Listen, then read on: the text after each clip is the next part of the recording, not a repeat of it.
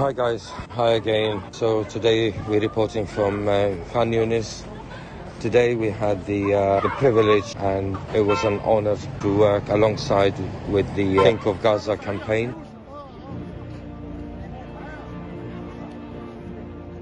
Today we were able to provide people for iftar for about 1,500 people.